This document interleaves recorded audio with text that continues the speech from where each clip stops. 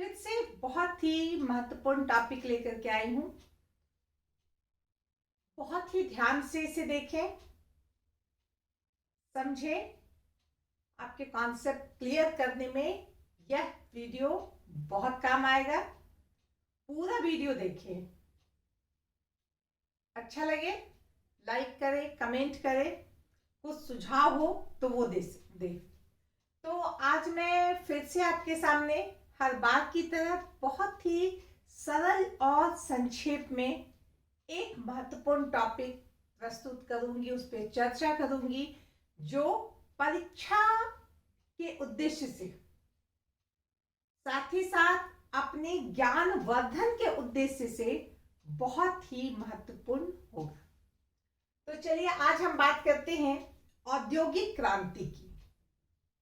जैसा कि हम जानते हैं, हमने यूरोप का इतिहास पढ़ा है। हम यूरोप के इतिहास के संदर्भ में औद्योगिक क्रांति पढ़ रहे हैं और हमने पढ़ा है, पिछले बहुत सारे क्लासेस में हमने देखा है कि मध्यकालीन यूरोपीय व्यवस्था के समाप्त होने के बाद यूरोप में बहुत बड़े बड़े परिवर्तन हुए। आधुनिक काल का आगमन हो गया और आधुनिक काल के आगमन में जैसा कि हमने बताया कि बहुत ऐसी घटनाएं घटी जो भविष्य के लिए बहुत महत्वपूर्ण रही। उस पर भविष्य का कहा जाए तो नींव रखा गया। तो आज हम बात कर रहे हैं औद्योगिक क्रांति की, इंडस्ट्रियल रिवॉल्यूशन, क्रांति। यूरोप के इतिहास में इसका बहुत महत्व है, बल्कि हम यह कहें कि पूरे विश्व के इतिहास में इस औद्योगिक क्रांति का बहुत अधिक महत्व है। और एक बहुत ही महत्वपूर्ण बात कि ये औद्योगिक क्रांति सबसे पहले यूरोप के एक देश, छोटे से देश इंग्लैंड में हुई थी। अक्सर सवाल आता है कि औद्योगिक क्रांति की शुरुआत कहाँ हुई थी, तो वह इंग्लैंड में हुई थी। बहुत ही महत्वपूर्ण सवाल इससे भी पैदा होता है। बहुत बार सवाल आता है कि यूरोप में बहुत सारे देश हैं, लेकिन इंग्लैंड में ही सर्वप्रथम औद्योगिक क्रांति क्यों हुई? बहुत सारे कारण हैं और इस कारण को जानना बहुत जरूरी है। यह दो बातों को क्लियर करता है। एक तो इंग्लैंड में औद्योगिक क्रांति ही इंग्लैंड में ही क्यों हुई, और दूसरी बात औद्योगिक क्रांति के क्या कारण थे। ये दोनों के सवाल का जवाब एक ही होगा। जैसा कि हम जानते हैं, क्रांति कहने से ऐसा लगता है कि कोई बहुत बड़ा विद्रोह हुआ, विरोध हुआ, जिसमें बहुत सारे खून बहे, रक्तपात हुई, बहुत भयावह घटना होगी। ऐसा क्रांति कहने से ऐसे ही मन में आ जाता है एक दृश्य। लेकिन यह औद्योगिक क्रांति ऐसी कोई दृश्य हमारे सामने प्रस्तुत नहीं करती है जिसमें हम कहें कि बहुत खून बहा, बहुत लोग मारे गए। ऐसी कोई बात नहीं हुई। लेकिन इसे क्रांति इसलिए कहा जाता है कि बहुत ही महत्वपूर्ण परिवर्तन बहुत जल्दी बहुत ही लाभकारी परिवर्तन होने लगे। किससे? उद्योगों से, उद्योग धंधों से। और इसीलिए इसे औद्योगिक क्रांति कहा गया। यह एक रिवॉल्यूशन था, क्रांति थी। जैसा कि हम जानते हैं कि कृषि के क्षेत्र में भी रिवॉल्यूशन हुआ। लेकिन ये जो औद्योगिक क्रांति है, इसके बारे में हम आज विशेष रूप से चर्चा करेंगे।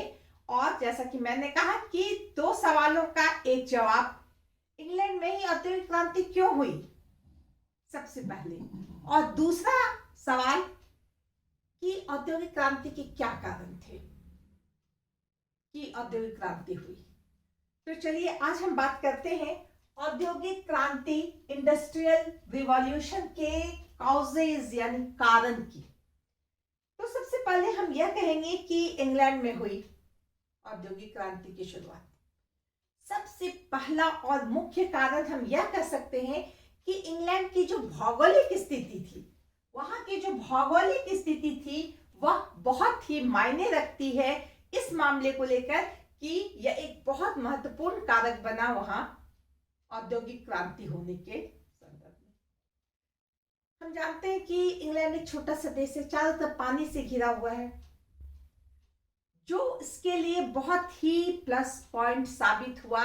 इसके जो कटे छटे तट हैं वो बंदरगाह के लिए बहुत ही उपयुक्त रहे। साथ ही साथ किसी दूसरे देश से इसकी सीमा जो है सटी नहीं थी, ये स्वतंत्र थे। इसके अलावा हम देखते हैं कि यहाँ लोहे और कोयले की बहुत अच्छे खान थे।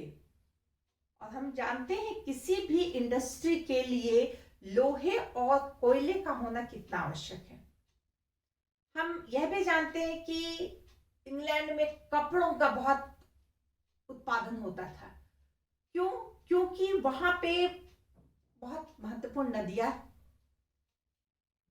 जो लोहा कोयला मैंने बताया, वो इन सब के होने से कपड़ों का उत्पादन या वस्त्र निर्माण के क्षेत्र में जो उद्योग धंधे स्थापित थे उसने बहुत ही प्रगति की। तो इस तरह से सबसे पहला और महत्वपूर्ण कारण यह है कि इंग्लैंड की भौगोलिक स्थिति एकदम से औद्योगिक मुद्दों को, औद्योगिक या उद्योग धंधों को प्रश्रय देने वाली थी, उसके लिए बहुत ही सहायक थी। अब हम बात करेंगे बढ़ती जनसंख्या। जैसा कि हम जानने लगे हैं, हमने देखा कि किस तरह मध्यकालीन यूरोप की अव्यवस्था के बाद एक नई जागरण आई थी, नव जागरण हुआ था, पुनर्जागरण हुआ था। और पुनर्जागरण के बाद बहुत सारे ऐसे आविष्कार हुए थे जिससे हर क्षेत्र में परिवर्तन आ गया था। साथ ही साथ हम ये देखते हैं कि जनसंख्या में भी वृद्धि होने लगी थी। पहले बहुत तरह के रोग, बीमारी, बहुत तरह की प्राकृतिक आपदा ऐसे होते थे, इसमें बहुत सारे लोग एक बार खत्म हो जाते थे, मर जाते थे।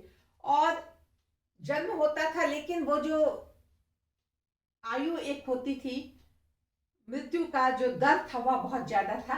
इसके कारण अब वो चीज नहीं होने लगा। अब बहुत सारे अच्छी दवाइयों, बहुत रहने सहने का तरीका अलग हो गया था, जिसके कारण हम देखते हैं कि वहां की जनसंख्या बढ़ने लगी। और स्वाभाविक बात है कि जब जनसंख्या बढ़ने लगी तो मांग होगी कि भाई हमें भी चाहिए।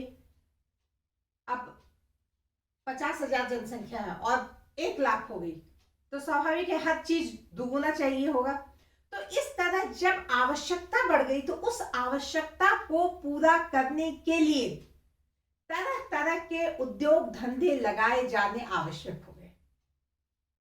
और यह एक बहुत बड़ा कारण बना कि औद्योगिक क्रांति या उद्योग धंधे अगर हम कहें तो वहां पे पनपने लगे, बढ़ने लगे, जो एक क्रांति के रूप में हमारे सामने आए।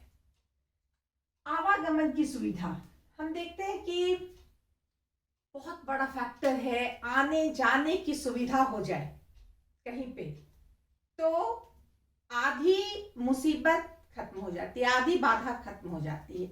और यही यहाँ पे हुआ। रेल का भी विकास हो गया। हम देखते हैं कि 18वीं शताब्दी के पूर्वार्ध में ही रेल निर्माण हो गया था। रेल से आना जाना होने लगा था। इससे कोई भी सामान को यहां से वहां ले जाना, किसी भी व्यक्ति को या लोगों को यहां से वहां आने जाने में बहुत सुविधा होने लगी।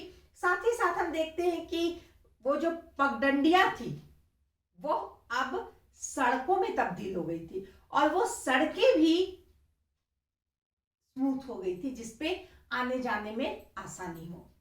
तो इस तरह आवागमन का जो बढ़ता गया, इसकी जो सुविधाएं बढ़ती गई, इसने भी औद्योगिक क्रांति को लाने में, उसे बढ़ाने में बहुत अधिक मदद किया। इंग्लैंड की जल सेना, जैसा कि हम जानते हैं इंग्लैंड चारों तरफ जल से घिरा हुआ है। साथ ही साथ हम यह भी जानते हैं कि वहां के शासक द्वारा, खासकर हम यह भी ध्यान दें कि रानी एलिजाबेथ जो थी वह इस मामले में बहुत ही अलर्ट थी कि हमारी जल सेना जो है मजबूत हो। कहा जाता है उसे समुद्र की रानी कहा जाता था। कोई भी देश, यूरोप का कोई भी देश, चाहे फ्रांस हो या रूस हो, चाहे स्पेन हो, कोई भी जल सेना के मामले में उससे तुलना नहीं कर सकता था, यानी वह बहुत ही मजबूत था। तो जल सेना इतनी मजबूत होने के कारण उस क्षेत्र में उसका एकाधिपत्य रहता था। साथ ही साथ हम देख रहे हैं कि इस जल मार्ग से इंग्लैंड से दूसरे जगह लोग जाने में, दूसरे अपने अपना व्यापार बढ़ाने में, अपने उपनिवेश स्थापित करने में उन्हें कितनी सहायता मिली। हमें यह भी गौर करना चाहिए कि जैसा कि हमने पिछले क्लास में पढ़ा है कि किस तरह यूरोपियों ने नए नए देशों की खोज की। हम जानते हैं पुर्तगाल और स्पेन बहुत आगे रहा। सबसे पहले जैसा कि हमने बताया कि भारत में पुर्तगाली ही पहले आए थे ढूंढते हुए। स्पेन भी बहुत इस मामले में जागरूक था कि नए देश को खोजना है, नई भूमि को खोजना है, वहां पे अपने व्यापार को बढ़ाना, अपने उपनिवेश को विस्तार देना है। लेकिन ये आगे रहने के बावजूद भी इंग्लैंड से पीछे रह गए। क्यों? क्योंकि इनके पास अंदरूनी बहुत सारी समस्याएं थी। इनके जो अंतर कलह थे उसने इसे आगे बढ़ने नहीं दिया, और इंग्लैंड जो पीछे से गया अपना उपनिवेश स्थापित करने, उसने अपना पूरा अधिकार जोत शोर से जमा लिया और अन्य यूरोपीय देशों को इसने पीछे कर दिया। इसमें इसकी जो जल सेना थी इसका बहुत बड़ा हाथ था। अब हम बात करते हैं व्यापार में वृद्धि। जैसा कि अभी मैंने बताया कि जल सेना के द्वारा उपनिवेशों की स्थापना, नए नए जगहों की खोज, और अब वहां पे अपने देश के बने हुए मालों को बेचना, वहां पर भी उसकी मांग ज्यादा हो जाना। क्योंकि मशीन से बना हुआ सामान है, वहां पे हाथ से बना हुआ सामान है, उस जगह में वो हाथ से बना हुआ सामान अगर 50 रुपए में मिल रहा है तो यहां से जो जा रहा है इंग्लैंड से बनकर के वो 10 रुपए में मिल जा रहा है। तो स्वाभाविक सी बात है कि कोई क्यों महंगा सामान खरीदेगा, वो तो सस्ता ही लेगा। तो उसकी डिमांड बढ़ गई उस सामान की। तो जब सामान की डिमांड बढ़ गई, उसका मांग बढ़ गया, तो हम क्या देखते हैं कि व्यापार में वृद्धि होना स्वाभाविक है। भाई जल्दी जल्दी उत्पादन करो, हमें और एक कारखाना लगाना, हमें और एक फैक्ट्री लगानी है, क्योंकि हमारे पास बहुत डिमांड है, उधर से ऑर्डर है, उधर से ऑर्डर है। हर जगह को पूरा करने के लिए हमें अधिक से अधिक उत्पादन करना है। यह औद्योगिक क्रांति को और हवा देने वाली बात रही। अब हम बात करेंगे राजनीतिक वातावरण। जैसा कि हम जानते हैं कि वहां की जो राजनीतिक व्यवस्था है अलग थी, लोकतंत्रात्मक व्यवस्था थी, वहां शासक भी थे लेकिन संसद थी, हम ये सब जानते हैं। और ये जो राजनीतिक वातावरण था यह भी इस क्षेत्र में बहुत सहयोग करता था। चाहे वो उपनिवेश स्थापना की बात हो या व्यापारियों या पूंजीपतियों को सहायता देने की बात हो, मदद करने की बात हो, इसमें इंग्लैंड की सरकार बढ़ चढ़ करके भाग लेती थी, ताकि उसका भी अपना आर्थिक कोष जो है वो मजबूत हो। साथ ही साथ अन्य देशों में अगर उसका कब्जा होगा, ज्यादा से ज्यादा प्रभाव रहेगा, उसका शासन रहेगा, तो उससे यानी इंग्लैंड की सरकार को और अधिक फायदा मिलेगा। तो यह एक बहुत महत्वपूर्ण बात था कि वहां की राजनीतिक व्यवस्था जो थी वह औद्योगिक क्रांति के अनुकूल थी। जबकि हम देखते हैं कि बहुत सारे देशों में, चाहे पुर्तगाल हो, चाहे हॉलैंड हो, चाहे स्पेन हो, वहां पे ये व्यवस्था नहीं थी। वहां पे सरकारों के द्वारा इन पूंजीपतियों को, इन उद्योगपतियों को उतना प्रश्रय नहीं दिया जा रहा था। फलतः इंग्लैंड में जो औद्योगिक क्रांति है, जो इंडस्ट्रियल रेवोल्यूशन है, वह फैलने में बहुत अधिक मदद मिली। बढ़ता उपनिवेश, अभी जैसा कि मैंने बताया, अभी इससे पहले भी यही बताया कि किस तरह से उपनिवेश बढ़ता गया। हमने देखा कि किस तरह से हम देखते हैं कि इंग्लैंड ने भारत पर, चीन पर, जितने भी ये दक्षिणी पूर्वी क्षेत्र है, उन क्षेत्रों पर जो उन्होंने अपना अधिकार किया, इससे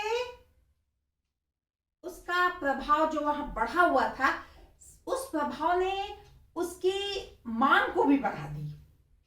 जैसा कि भी मैंने बताया कि वहां चूंकि वो मशीन से बना हुआ माल होता था, वो सस्ता होता था, और बहुत सारे एक से एक मशीन, एक से एक टूल्स तैयार हो गए थे, जो कोई भी किसी भी क्षेत्र में, चाहे वो खेती करने का सामान हो, चाहे वह सिंचाई करने का मशीन हो, चाहे वो कपड़ा बुनने का मशीन हो, चाहे वो रेल बनाने, रेल जो है कोच बनाने का, या उसकी पटरी बनाने के लिए लोहा से या लोहा से बनता हुआ कोई भी सामान हो, ये जितने भी सामान हैं, ये बनने के लिए, ये उसको व्यवस्थित करने के लिए इन उपनिवेशों को यहां से सामान चाहिए था, क्योंकि वह आसानी से और कम लागत में उन्हें मिल रहा था।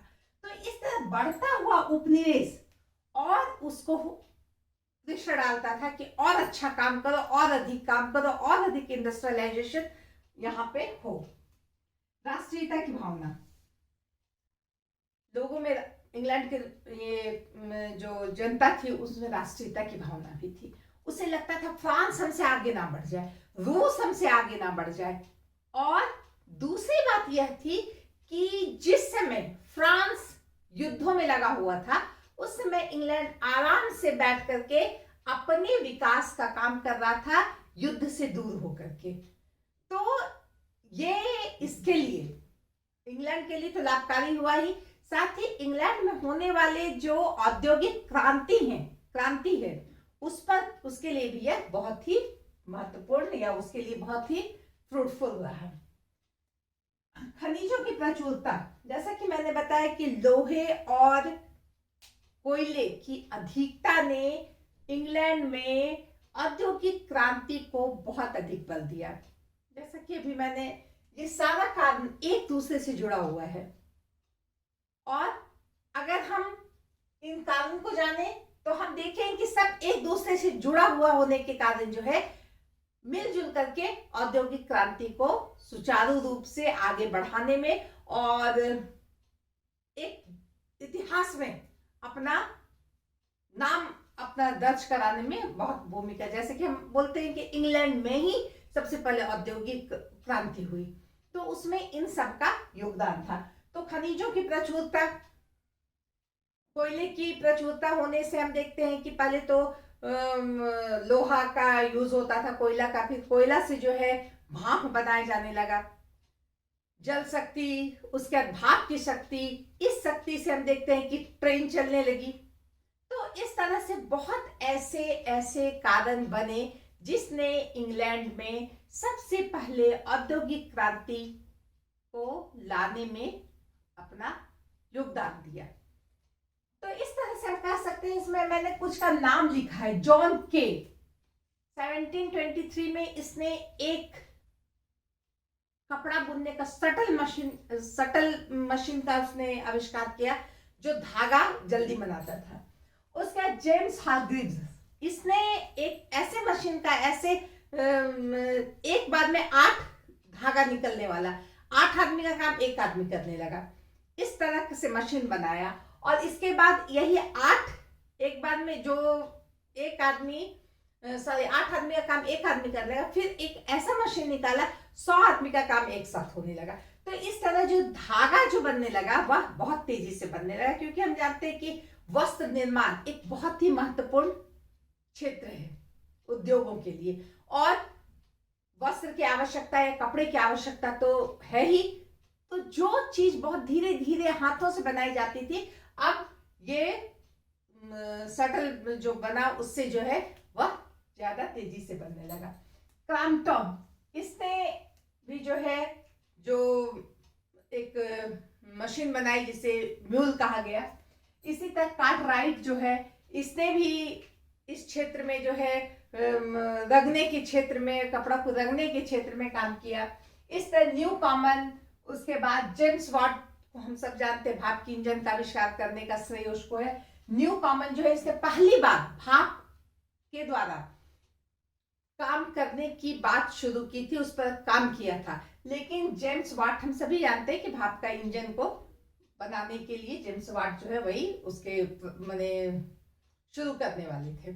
तो इस तरह कुछ महत्वपूर्ण व्यक्ति, कुछ बहुत सारे महत्वपूर्ण व्यक्ति थे जिन्होंने इन उद्योग धंधे के क्षेत्र में जरूरत पड़ने वाले मशीनों का निर्माण आवश्यकता अनुसार किया, जिसमें बहुत कम लोगों के द्वारा बहुत अधिक काम किया जा सकने लगा।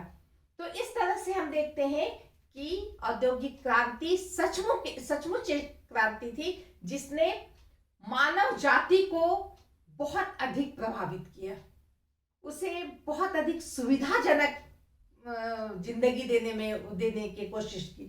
तो इस तरह हम कह सकते हैं कि औद्योगिक क्रांति का महत्व है। लेकिन परिणाम, अगर हम बात करें, कारण हमने पढ़ा, अब परिणाम देखेंगे क्या रिजल्ट आया इसका। तो अगर ऐसे कहा जाए क्या रिजल्ट आया, तो अरे वाह, बहुत अच्छा रिजल्ट आया, बहुत अधिक उत्पादन होने लगा, अब तो किसी चीज की कमी ही नहीं रहने लगी, उपनिवेश पे सामान जाने लगा, वहां से आने लगा, धन पे धन आने लगा, ऐसा कहा जा सकता है। लेकिन अगर हम बहुत ध्यान से देखें तो हम इसके परिणाम में क्या देखेंगे कि कुछ महत्वपूर्ण परिणाम हुए, जिसमें आर्थिक परिणाम, अर्थ संबंधित, पैसे कौड़ी से संबंधित, धन से संबंधित क्या परिणाम हुए। सबसे पहले हम कहेंगे पूंजीवाद का उदय हुआ। अब बड़े बड़े पूंजीपति आ गए।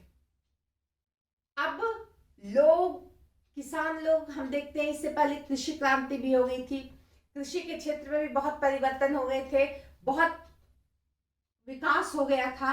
लेकिन इसका एक गलत परिणाम क्या हुआ था कि बहुत सारे किसान बेरोजगार हो गए थे, और वो बेरोजगार किसान घूमते घूमते रोजगार की तलाश में शहर की ओर आ गए, और पूंजीपतियों के जो बड़े बड़े कारखाने थे, फैक्ट्री थे, वहां पर वो काम करने लगे। तो इस तरह जब नए नए मशीनों का निर्माण हुआ, सरकार द्वारा उसे प्रश्रय दिया गया, हर तरह की सहायता मिली, और इसके परिणाम स्वरूप बड़े बड़े कारखाने, फैक्ट्री लगने लगे।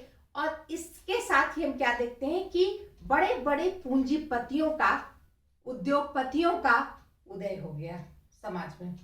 यह एक बहुत बड़ी बात थी। अब ये बड़े बड़े पूंजीपति जो थे, जिनके पास बहुत अधिक पैसा था, अब वो बैंकों की स्थापना होने लगी। अब वो बैंक बनाने लगे, वह जरूरतमंदों को उधार देने लगे इंटरेस्ट पे, उससे भी उन्हें पैसा आने लगा। तो इस तरह हम क्या देखते हैं कि पूंजीवाद का तो जन्म हुआ ही, साथ ही साथ देखते हैं बैंकों की भी स्थापना हो गई। और एक महत्वपूर्ण बात क्या हुआ कि समाज में दो वर्ग हो गए, एक अमीर, एक गरीब। जो गांव से, जिनके पास कृषि की भूमि नहीं थी, जो मजदूर थे, जो किसान थे, वो यहाँ के कारखानों में काम करने लगे। बहुत कड़ी मेहनत, 24 घंटे में 18 घंटे काम करने लगे। पूरी मेहनत करके वो फायदा किसे मिलता था? पूंजीपतियों को मिलता था। एक तरफ गरीब वर्ग बनता गया और एक तरफ अमीर वर्ग बनता गया। यह औद्योगिक क्रांति का एक बहुत ही बुरा परिणाम था। अब हम बात करेंगे, इंग्लैंड में भूमि का महत्व बढ़ गया। इंग्लैंड में अब वो भूमि बहुत महत्वपूर्ण हो गई जो कुछ समय पहले तक नहीं थी। अब जो अमीर थे उन्हें लगता था इंग्लैंड में घर बनाया जाए, इंग्लैंड में आलीशान बंगले बनने लगे, तरह तरह के थिएटर, बड़े बड़े बाजार बनने लगे।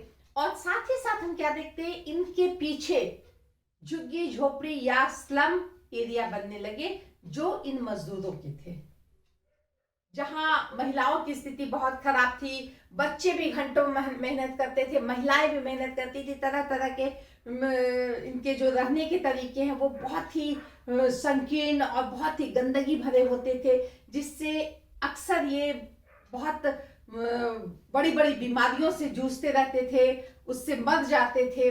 लेकिन इनके लिए कोई व्यवस्था भी नहीं थी फैक्ट्री के मालिक की तरफ से शुरू में।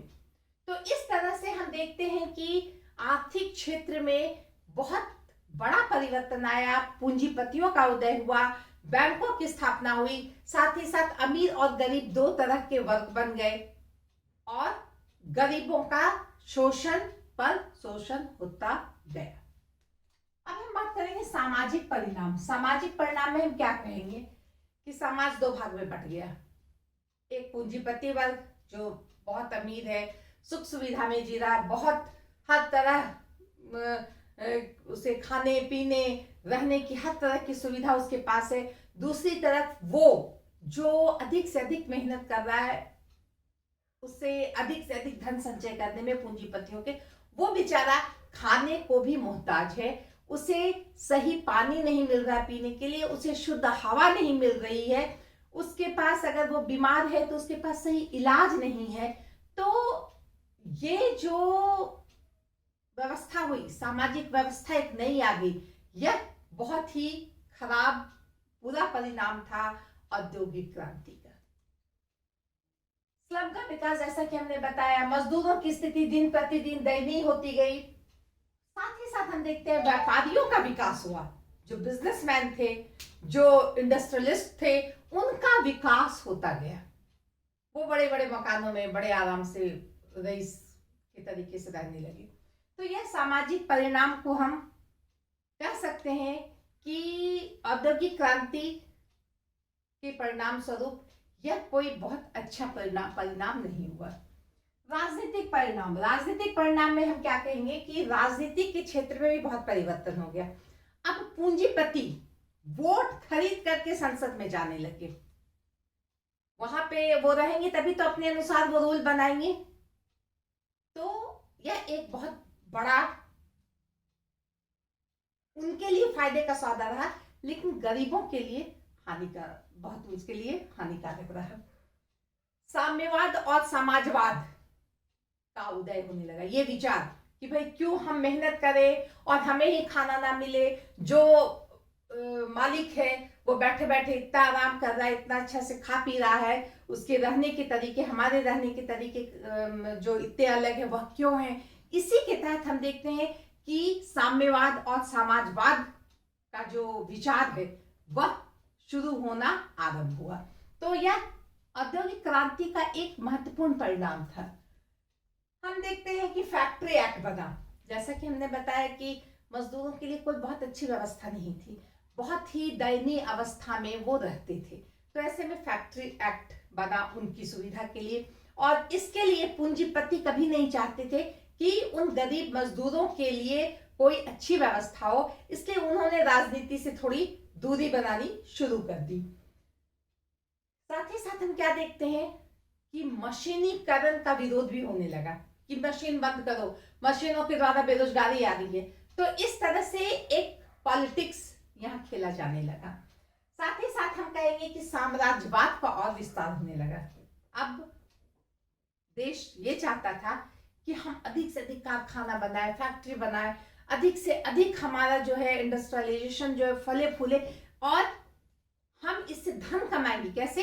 अपने साम्राज्यवाद का और विस्तार करेंगे। अगर एक जगह हमारा, 4 जगह हमारा साम्राज्य है, तो हम 5वीं जगह भी, 6ठे जगह भी अपने साम्राज्य का विस्तार करेंगे, ताकि वहां पे हम अपना व्यापार मजबूत कर सके और वहां से धन बटोर कर अपने घर ला सके, अपने देश ला सके। तो इस तरह से हम देखते हैं कि राजनीति के दृष्टि से भी औद्योगिकरण का, औद्योगिक क्रांति का बहुत अधिक महत्व रहा। अब हम देखते हैं कि रेल व्यवस्था, डाक व्यवस्था, तार व्यवस्था, ये सारे क्षेत्रों में बहुत अधिक विकास हो गया। यातायात की जो इतनी अच्छी व्यवस्था हो गई, इससे सरकार को और मजबूती मिली। तो सरकार क्यों नहीं चाहेगी औद्योगिकरण हो, औद्योगिक क्रांति हो? क्योंकि इससे सरकार को स्थायित्व या सुदृढ़ होने में मदद मिली। तो यह इसके परिणाम हुए। तो इस तरह हम कह सकते हैं कि औद्योगिक क्रांति इंग्लैंड में हुई, बहुत ही महत्वपूर्ण क्रांति, जो बिना किसी रक्तपात के हुई, बहुत ही समय पे हुई, यूरोप के लिए बहुत अच्छी रही, भविष्य में विश्व के लिए अच्छी रही, लेकिन परिणाम भी अच्छे रहे। लेकिन कुछ परिणाम को अगर छोड़ दिया जाए तो औद्योगिक क्रांति का विश्व इतिहास में एक अलग ही महत्व है।